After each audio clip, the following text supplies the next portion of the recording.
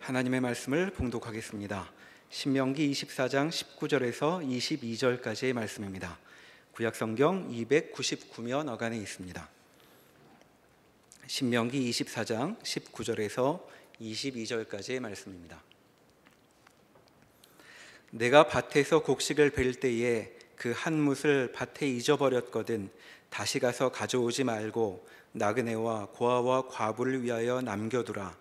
그리하면 내 하나님 여호와께서 내 손으로 하는 모든 일에 복을 내리시리라. 내가 내 감람나무를 떤 후에 그 가지를 다시 살피지 말고 그 남은 것은 객과 고아와 과부를 위하여 남겨두며 내가 내 포도원에 포도를 딴 후에 그 남은 것을 다시 따지 말고 객과 고아와 과부를 위하여 남겨두라. 너는 애굽 땅에서 종되었던 것을 기억하라. 이러므로 내가 내게 이 일을 행하라 명하노라. 아멘. 오늘 저희가 함께 본 본문의 말씀을 보면 내가 곡식을 벨 때에 한 묶음을 밭에 두고 왔거든 다시 가서 가져오지 말라. 또 감람나무와 포도나무의 열매를 얻은 후에 그 남은 것을 다시 따려고 하지 마라 라고 하는 말씀이 주어집니다. 하나님께서 이스라엘 백성들에게 이러한 말씀을 주시는 첫 번째 이유는 너와 함께하는 가난하고 연약한 이웃의 필요를 외면하지 말라는 것과 두 번째 이유이자 핵심적인 내용은 하나님께서 도움을 주는 자나 도움을 잇는 자 모두에게 은혜를 베푸시는 하나님이시다. 다시 말해서 하나님께서 너희를 지키고 계시니 어떠한 이유로든 두려워하지 말라라고 하는 말씀이 전해지고 있습니다. 두고 온 곡식을 다시 가지러 가지 마라, 열매 따고 남은 것 다시 거두려고 하지 마라 라고 하는 이러한 하나님의 명령을 들을 때에 이스라엘 백성들이 피부적으로 느끼게 되는 것은 이게 내 것인데 왜 그렇게 하지 말라는 것인가, 내가 손해보는 것 같다라고 하는 생각이 들 수 있습니다. 내가 한 해 동안 열심히 밭에 나가 애써 지은 농작물의 결실을 내가 거두어 오는 것은 내가 수고한 것에 대한 정당한 보상이라고 말할 수 있습니다. 또 내가 열심히 일했으니 이 모든 것이 내 소유다라고 하는 생각도 분명히 들게 됩니다. 이러한 일에 대해서 누가 뭐라고 할 수 없을 것입니다. 그러나 하나님은 내 언약 백성인 이스라엘 백성들은 우선적으로 너희가 깊이 새기고 알아야 할 것이 있다라고 하는 말씀을 주십니다. 그것은 너희가 얻게 되는 모든 수확이 내가 너희에게 준 것이다 라고 하는 것이죠. 하나님이 무엇을 주신다라고 하는 이 말씀 속에는 너희가 필요로 하는 것들이 부족하지 않게 할 것이다, 모자라지 않게 할 것이다, 충분히 쓰기에 넉넉하게 하도록 하겠다라고 하는 하나님의 마음이 담겨 있고, 또 그러한 하나님의 은혜를 입은 자들은 자신들이 입은 하나님의 은혜를 가난하고 연약한 이웃과 형제들에게 흘려 보내야 하는 것이 마땅하다라고 하는 마음이 그 안에 담겨져 있습니다. 그래서 이스라엘 백성들은 어느 위치에 있든 또 어느 상황에 있든 그 있는 자리에서, 그 처한 상황에서 모든 것들을 하나님과 연계하여 생각을 해야 합니다. 풍년이 되어서 수확을 넉넉하게 거둘 때에는 그 넉넉하게 주신 하나님께 감사하는 마음을 가져야 할 것이고, 또 흉년이 되어서 소출을 많이 거두지 못할 때에는 자족하게 하시고 또 모자란 것을 충분히 채워주실 하나님에 대한 기대를 가져야 하는 것입니다. 하나님은 너희가 나그네와 고아와 과부를 위하여 곡식을 남겨두면, 또 감람나무와 포도나무의 열매를 남겨두면 내 손으로 하는 모든 일에 내가 복을 내리겠다라고 하는 약속을 주십니다. 신명기에 기록되어 있는 많은 말씀들이 결국은 하나의 말씀으로 모아지게 되는데, 그것은 이스라엘을 지키시는 분이 하나님이시다라고 하는 내용입니다. 하나님이 이스라엘 백성들을 지키신다라고 하는 이 말 속에는 단순히 필요한 것들을 채우시는 것보다 더 크게 풍성하신 하나님을 만날 수 있습니다. 신명기 11장 8절에서 17절까지의 말씀을 보겠습니다. 신명기 11장 8절에서 17절까지의 말씀 제가 읽겠습니다. 그러므로 너희는 내가 오늘 너희에게 명하는 모든 명령을 지키라. 그리하면 너희가 강성할 것이요 너희가 건너가 차지할 땅에 들어가서 그것을 차지할 것이며 또 여호와께서 너희의 조상들에게 맹세하여 그들과 그들의 후손에게 주리라고 하신 땅 곧 젖과 꿀이 흐르는 땅에서 너희의 날이 장구하리라. 내가 들어가 차지하려 하는 땅은 내가 나온 애굽 땅과 같지 아니하니 거기에서는 너희가 파종한 후에 발로 물대기를 채소밭에 댐과 같이 하였거니와 너희가 들어가서 차지할 땅은 산과 골짜기가 있어서 하늘에서 내리는 비를 흡수하는 땅이요 내 하나님 여호와께서 돌보아 주시는 땅이라. 연초부터 연말까지 내 하나님 여호와의 눈이 항상 그 위에 있느니라. 내가 오늘 너에게 명하는 내 명령을 너희가 만일 청종하고 너희의 하나님 여호와를 사랑하여 마음을 다하고 뜻을 다하여 섬기면 여호와께서 너희의 땅에 이른 비 늦은 비를 적당한 때에 내리시리니 너희가 곡식과 포도주와 기름을 얻을 것이요 또 가축을 위하여 들에 풀이 나게 하시리니 내가 먹고 배부를 것이라. 너희는 스스로 삼가라. 두렵건대 마음에 미혹하여 돌이켜 다른 신들을 섬기며 그것에게 절함으로 여호와께서 너희에게 진노하사 하늘을 달아 비를 내리지 아니하여 땅이 소산을 내지 않게 하심으로 너희가 여호와께서 주신 아름다운 땅에서 속히 멸망할까 하노라. 이 말씀에 보면 하나님께서 이스라엘 백성들이 들어갈 가나안 땅이 어떠한 땅인지에 대한 말씀을 주시고 있습니다. 가나안 땅은 애굽 땅과 같지 않다라는 말씀을 주십니다. 애굽에서는 파종 후에 그 밭에 물을 대기 위해서는 많은 수고를 해야 합니다. 계단을 밟듯이 발을 사용하여서 물을 끌어들이는 장치가 있는데 그 발을 애써 굴러서 물을 끌어들여야 농사가 가능합니다. 결국 이런 애굽 땅은 고된 노역이 동반되어야 무엇을 할 수 있는 땅이다라고 하는 의미가 그 안에 있습니다. 그러나 가나안 땅은 다르게 소개가 되고 있습니다. 가나안 땅은 산과 골짜기가 있는 땅이라고 합니다. 사실 산과 골짜기가 있는 땅은 물을 끌어들이기에는 너무나 좋지 않은 조건입니다.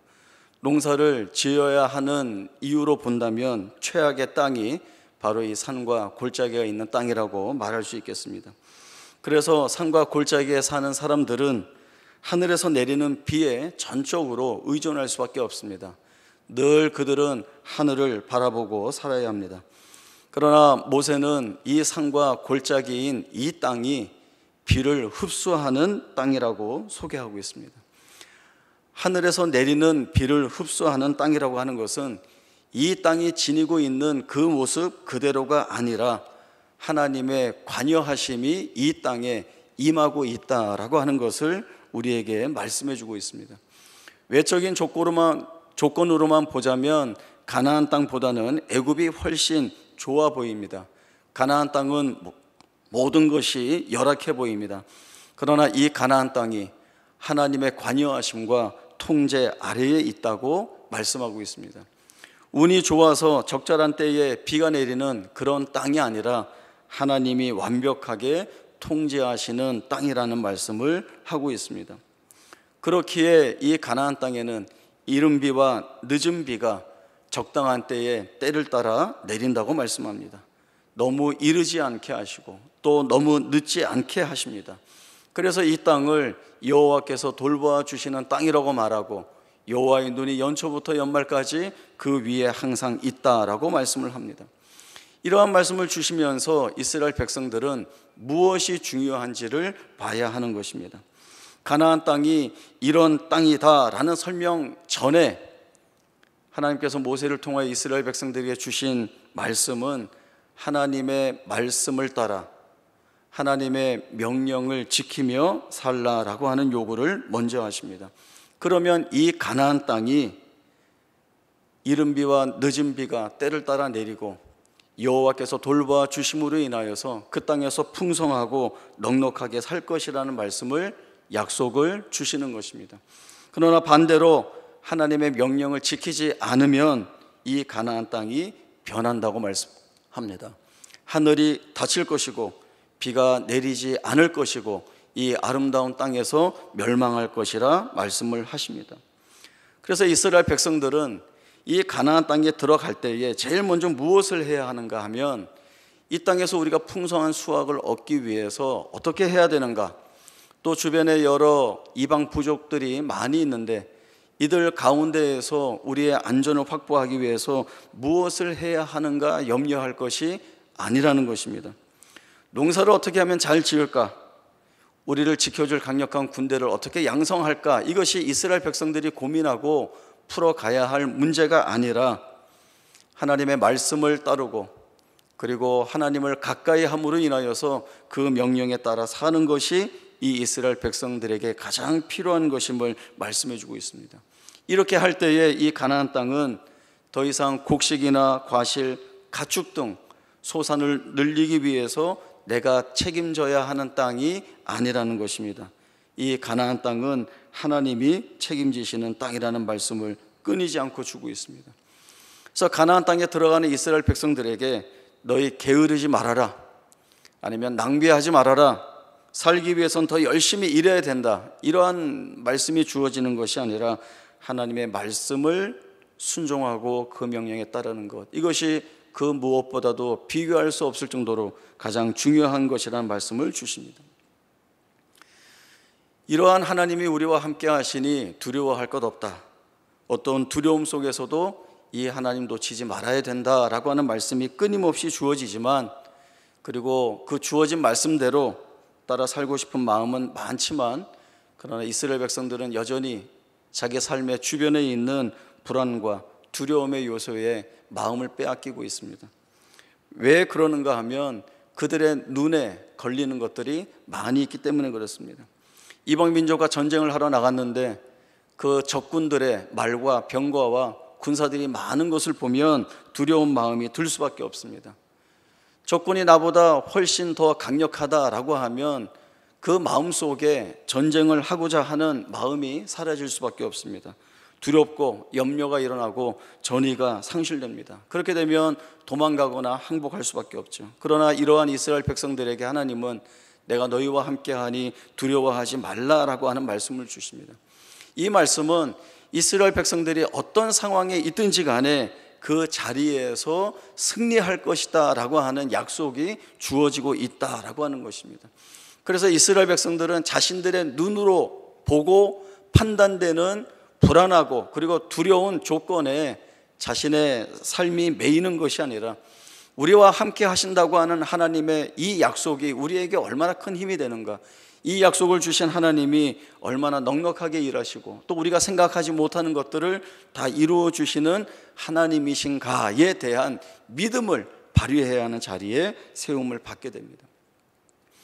이스라엘 백성들은 자신들의 살아오는 모든 삶 속에서 이 신비하고도 놀랍게 일하시는 하나님을 수없이 경험했습니다. 그리고 앞으로도 경험해 나갈 것입니다. 그러면 이 이스라엘 백성들은 자신들을 하나님 앞에 세우기 위한 열심들이 있어야 하는 것입니다. 이 하나님이 얼마나 풍성하실까요? 저희들 안식년 제도를 통해서 한번 살펴보도록 하겠습니다. 레위기 25장 1절에서 7절까지의 말씀입니다. 구약성경 레위기 25장 1절에서 7절까지의 말씀 제가 읽겠습니다. 여호와께서 시내산에서 모세에게 말씀하여 이르시되 이스라엘 자손에게 말하여 이르라. 너희는 내가 너희에게 주는 땅에 들어간 후에 그 땅으로 여호와 앞에 안식하게 하라. 너는 6년 동안 그 땅에 파종하며 6년 동안 그 포도원을 가꾸어 그 소출을 거둘 것이나 7째 해에는 그 땅이 쉬어 안식하게 할지니 여호와께 대한 안식이라. 너는 그 밭에 파종하거나 포도원을 가꾸지 말며 내가 거둔 후에 자라는 것을 거두지 말고 가꾸지 아니한 포도나무가 맺은 열매를 거두지 말라. 이는 땅의 안식년임이니라. 안식년의 소출은 너희가 먹을 것이니 너와 내 남종과 내 여종과 내 품꾼과 너와 함께 거류하는 자들과 내 가축과 내 땅에 있는 들 짐승들이 다 그 소출로 먹을 것을 삼을지니라. 하나님은 이스라엘 백성들에게 안식년 제도를 주십니다. 안식년이라고 하는 것은 6년 동안 그 땅을 경작하고 소출을 얻고 7년째 되는 해에는 경작하지 않고 그 땅을 1년간 쉬게 하는 것입니다. 안식년이 주어지는 이유는 땅의 지력을 높이기 위한 이유도 있지만 근본적인 이유는 하나님으로부터 주어지는 참된 안식을 이스라엘 백성들이 마음껏 누리게 하는 것입니다. 그리고 하나님이 주시는 참된 안식을 통하여 우리를 지키고 우리를 인도하시고 우리를 넉넉하게 하시는 분이 하나님이시다라고 하는 사실을 고백하는 시간으로 삼게 되는 것입니다. 1년 동안 농사를 짓지 않아 경작을 하지 않으면 제일 먼저 드는 생각은 어떻게 먹고 살지라고 하는 염려일 수밖에 없습니다. 그러나 우리가 아무것도 하지 않는 그때에도 여전히 하나님께서 우리를 돌보고 계시다라고 하는 이 사실을 확인하게 되면 이 하나님에 대한 믿음을 발휘하는 자리에 우리 자신을 세우기가 쉽습니다. 우리가 소출을 거두지 못하여 먹을 것이 없을 때에 어떻게 합니까? 라고 하는 질문을 이스라엘 백성들이 하나님 앞에 드렸을 때 하나님은 너희가 쓰기에 족하게 하겠다, 부족하지 않게 하겠다, 모자라지 않게 하겠다라고 하는 말씀을 주십니다. 그리고 이 말씀은 안식년에 해당되는 말씀일 뿐만 아니라 이스라엘 백성들의 역사 전체에 하나님이 이루어내시는 일이기도 합니다. 하나님은 이스라엘 역사 가운데 처음부터 끝까지 아니 계신 적이 없었습니다. 우리가 잘 알고 있듯이 이스라엘의 역사에는 수없이 많은 고난과 굴곡이 있었습니다. 애굽에서 400년 넘게 노예로 살아야 했습니다. 혹독한 세월을 보내야 했고 결코 짧지 않은 세월이기에 그야말로 절망의 늪에서 헤어나오지 못하는 때가 바로 이 애굽에 있을 때였습니다. 또 약속받았지만 이 약속의 땅에 들어가지 못하고 광야에서 40년의 세월을 보내게 됩니다. 말이 40년이지 사실 이런 것 한번 생각을 해보십시오. 광야 첫 해에 태어났는데 나이 40이 될 때까지 여전히 광야에 있습니다. 그 거칠고 척박한 광야에서 고통과 어려움을 겪고 있습니다. 약속의 땅 가나안이라고 하는 이 말씀마저도 기억에서 희미해질 것이 뻔해지는 그러한 처지에 이 이스라엘 백성들이 있었습니다. 나중에 나라가 세워지고 그나마 이 나라가 분열되고 이방 땅에 70년 동안 포로의 삶을 살아야 했던 것이 이스라엘의 역사입니다. 그러나 이 이스라엘의 역사 내내 그들과 하나님이 함께 하시고 동행하셨다라고 하는 것이 하나님 편에서의 말씀입니다. 하나님이 함께 하셨는데 어떻게 이 모든 것이 이렇게 망하는 자리로 갈 수밖에 없는가라고 하는 그러한 현실, 이러한 불안한 현실, 암울한 현실이 어떻게 하나님이 함께 하시는 역사라고 말할 수 있겠는가라고 하는 질문이 스스로 나올 수 있지만 그러나 성경은 분명히 우리에게 말씀합니다. 하나님은 이 이스라엘의 불안하고 불리하고 암울한 역사를 통하여서 하나님이 이 이스라엘을 바르게 만들어내시고 다듬어내시고 그리고 하나님의 백성다운 자들이 되도록 일하신다라고 하는 것입니다. 그래서 하나님은 이 이스라엘을 한 번도 홀로 내버려 둔 적이 없습니다. 늘 그들과 함께 하셨고 그들이 있는 자리에 하나님이 계셨습니다. 그리고 하나님이 함께 하시고 함께 계셨다라고 하는 것은 그들의 모든 역사를 하나님이 통제하고 계셨다라고 하는 뜻이 그 안에 담겨 있습니다. 이스라엘 백성들이 부정하고 불신하는 그 역사는 사실은 하나님이 언약의 백성을 다듬어 내시기 위한 은혜의 역사이고 그리고 복된 자리로 이끌어내기 위한 하나님의 은혜로운 손길이 끊이지 않는 자리였다는 것들을 보게 하십니다. 하나님이 일하고 역사하시는 자리는 낙심과 절망이 있는 자리라 할지라도 거기에 답을 담아두신다는 것들을 기억해야 합니다.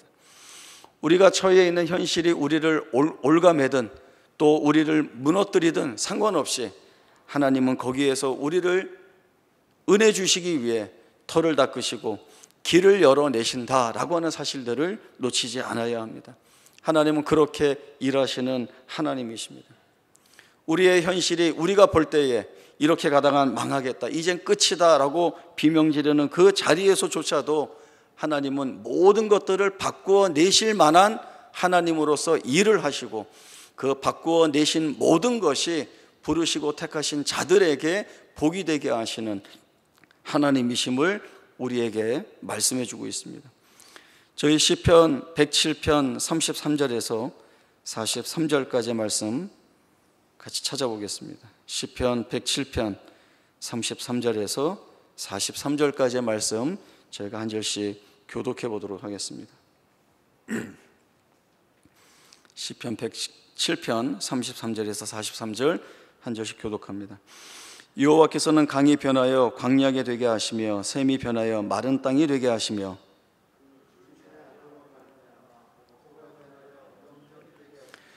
또 광야가 변하여 못이 되게 하시며 마른 땅이 변하여 샘물이 되게 하시고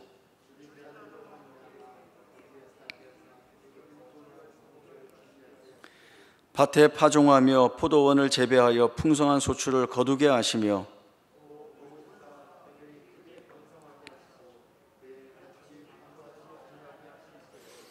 다시 압박과 재난과 우환을 통하여 그들의 수를 줄이시며 낮추시는도다.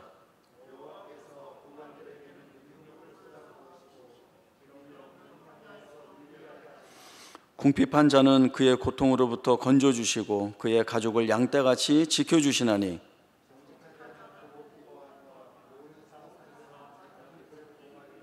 함께 보겠습니다. 지혜 있는 자들은 이러한 일들을 지켜보고 여호와의 인자하심을 깨달으리로다. 아멘. 시편 107편의 저자가 누구인지 또 저작 배경이 어떠한지에 대한 정보가 없습니다. 그래서 학자들은 다른 시편들과 연계하여서 그 내용을 유추해 봅니다. 시편 107편은 시편 105편, 106편과 밀접한 관계를 맺고 있는 것으로 봅니다. 시편 105편은 족장 시대부터 가나안 정복 시대까지 이스라엘의 초기 역사를 그 소재로 삼고 있고, 시편 106편은 가나안 때부터 바벨론 포로로 이스라엘 백성들이 잡혀갈 때까지의 역사를 소재로 삼고 있습니다. 그리고 107편은 이스라엘 백성들이 바벨론에서 포로로 살다가 해방되어 예루살렘으로 귀환한 후에 그간 하나님의 베풀어 주신 은혜들을 기억하며 감사 찬송하는 형식으로 구성하고 있습니다. 이스라엘 백성들은 포로의 기간을 70년 있었습니다. 이 70년이라고 하는 시간은 언젠가 해방을 맞이하여 고향 땅으로 돌아가겠다라고 하는 이러한 소망이나 기대마저도 다 놓게 만들 만한 오랜 시간입니다. 실제로 포로 귀환이 이루어졌을 때도 척박한 고향 땅으로 돌아가느니 그냥 여기에서 살겠다라고 하는 이스라엘 백성들의 수가 많았다는 것을 보면 그 포로로 살던 시절이 얼마나 절망과 소망 없음으로 채워져 있었는가를 생각해 볼 수 있습니다. 그러나 이스라엘 백성들은 포로로 잡혀가기 전에 이미 해방과 예루살렘 귀환이라고 하는 하나님의 은혜로운 말씀을 약속을 받게 됩니다.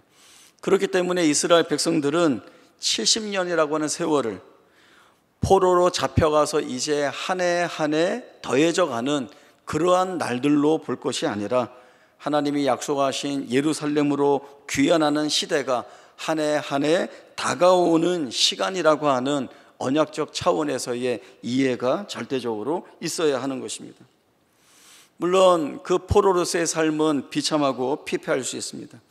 그러나 그 비참하고 피폐한 그 삶의 모습, 그리고 그들이 70년이라고 하는 오랜 세월을 그 어려움 속에서 살아야 하는 이 모든 날들이 하나님이 이스라엘의 해방, 그리고 예루살렘으로의 귀환, 이 모든 은혜들을 손으로 꼽아보고 그리고 하나하나 되살펴 볼 수 있는 그러한 과정으로 삼고 계시다라고 하는 것들을 잊지 않아야 하는 것입니다. 하나님이 그 일들을 만들어내시는 하나님이십니다.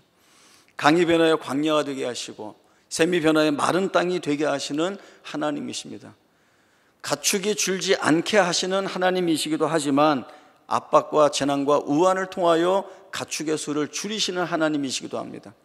악한 자들에게 능력을 쏟아 부으시지만 그러나 고통을 겪고 있는 자들에게는 긍휼한 마음을 가지고 그 고통으로부터 구해 주시는 하나님이십니다. 이 하나님이 일하고 계시다라고 하는 것들을 놓치지 않을 때에야 그 하나님의 백성은 은혜가 무엇인지, 우리가 하나님 앞에서 받아 누리는 복이 무엇인지를 정확히 알 수가 있게 되는 것입니다.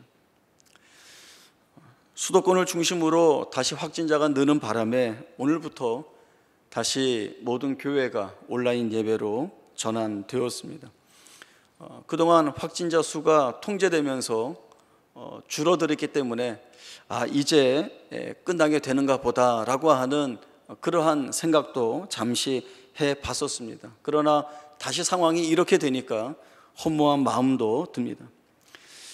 사실 작년 12월 말부터 이 코로나19가 시작될 때에 대수롭지 않게 여긴 것이 사실입니다.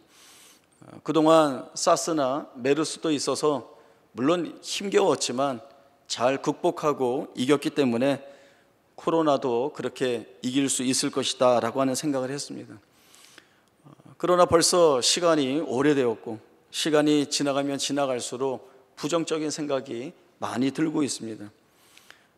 코로나 이전처럼 우리 모두가 이 예배당에 가득 모여서 함께 찬송하고 기도하고 또 말씀을 나눌 수 있는 날이 올 수 있을까라고 하는 생각도 들고, 또 주 안에서 우리에게 허락된 그 즐거운 교제를 다시금 할 수 있을까, 만나서 손을 붙잡고 악수를 하고 또 크게 웃으면서 인사를 나누는 그런 날이 다시 올까 싶은 생각도 들고, 또 사실 어른들은 어른들이지만 2살, 3살 이런 어린 아기들이 마스크를 쓰고 다니는 모습을 보면 안타까운 마음이 많이 듭니다.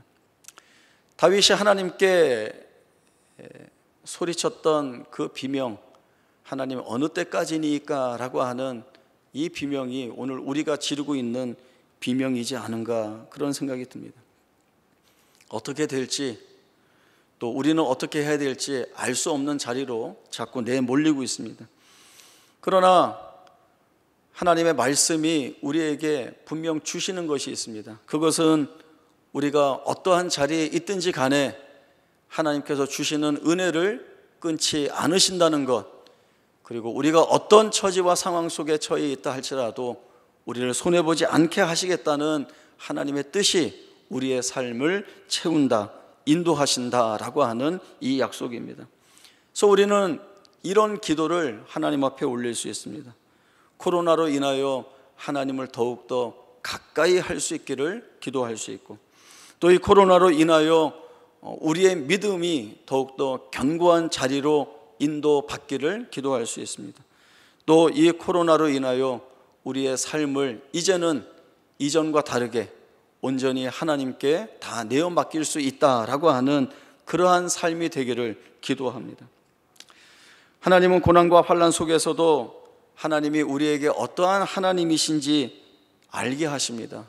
그리고 그 알게 하심으로 인하여서 우리는 세상이 알지 못하는, 또 세상이 가질 수 없는 신비한 고백을 우리가 가질 수 있습니다.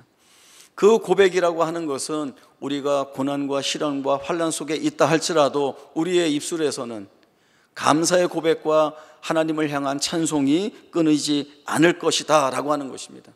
세상은 우리에게 너희가 기도해도 되지 않지 않느냐, 너희 여전히 고통을 받고 있지 않느냐, 차라리 욥의 아내처럼 하나님을 욕하고 죽으라 라고 하는 이야기를 우리에게 쉴 새 없이 쏟아내고 있습니다. 그러나 우리는 그렇게 할 수 없습니다. 우리가 가지고 있는 믿음 있는 고백은 무엇입니까?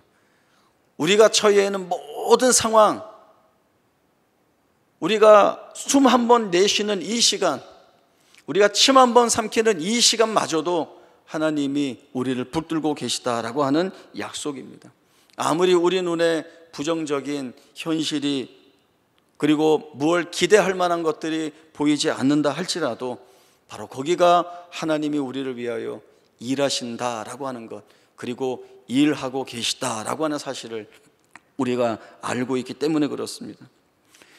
우리에게 좋은 일이 있을 때에만 하나님이 일하시는 것이 아니라 우리가 참으로 힘겹고 어려운 자리, 하나님 여기는 아닙니다 라고 하는 자리까지도 하나님이 우리를 거기에 밀어 넣으시고, 그리고 하나님이 그 자리에 찾아와 우리를 위해 역사하신다고 한다면, 우리가 아닙니다 라고 하는 그 자리는 우리를 위한 가장 복된 자리, 언약의 자리, 약속의 자리라고 하는 사실을 놓치지 않아야 합니다.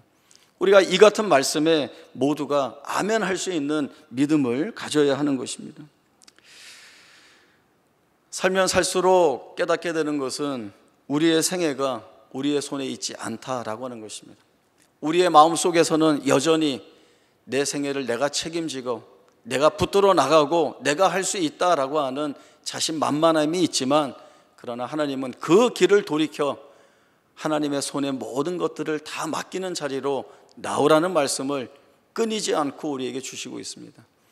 하나님의 그 말씀을 끊이지 않고 주시는 이유는 그 하나님이 부르시는 자리로 갈 때에 바로 거기가 가장 우리에게는 복된 자리이고 우리가 은혜로 고백할 수 있는 자리가 되기 때문에 그렇습니다.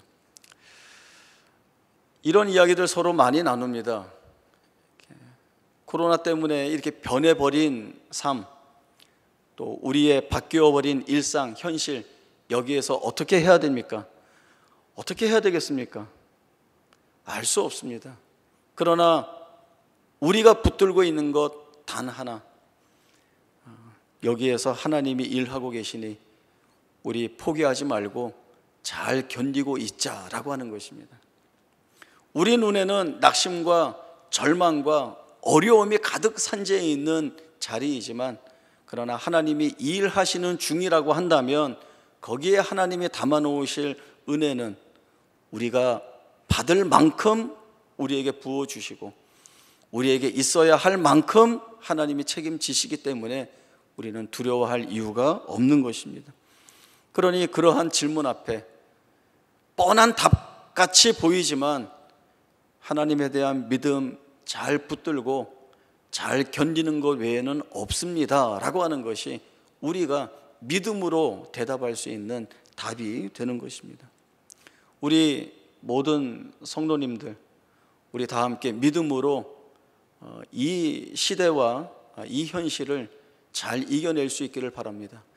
그리고 그때그때마다 하나님이 부어주시는 은혜를 통하여 우리가 붙들고 있었던 이 말씀이 틀리지 않았다는 것, 우리가 온전히 바라보고 있었던 하나님이 바로 그 하나님으로 일하고 계시다는 것들을 우리가 확인함으로 인하여서 세상 앞에 우리의 그 하나님 붙드는 믿음 있는 삶을 간증거리로, 또 그리고 하나님을 찬송하는 귀한 내용으로 드러낼 수 있는 이 자리에 우리 모두가 함께 한 마음으로 설 수 있기를 바랍니다.